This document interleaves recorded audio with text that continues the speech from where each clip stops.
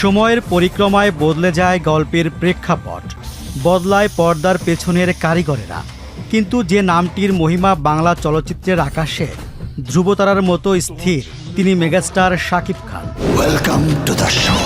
2026 সালে আবারও সকল সমীকরণ ওলটপালট করতে ধেয়ে আসছেন তিনি।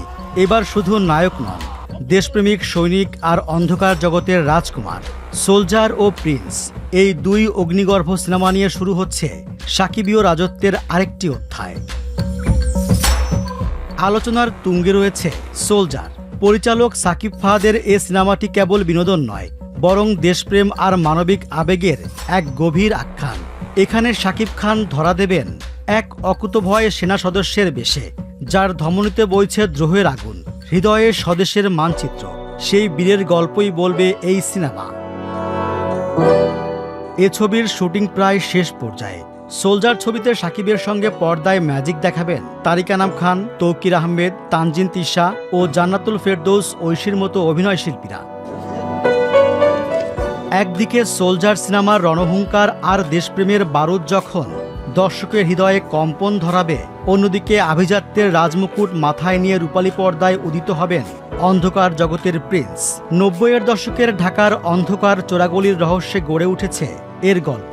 গুঞ্জন ছিল শীর্ষ সন্ত্রাসী কালাজাহাঙ্গীরের জীবনের আলোকে নির্মিত হচ্ছে সিনেমাটি, তবে নির্মাতা সেই ধোঁয়াশা উড়িয়ে দিয়েছেন। এখানে সাকিবের রাজকীয় ব্যক্তিত্বের সঙ্গে তাল মেলাবেন এক ঝাঁক প্রতিভাময়ী তারকা।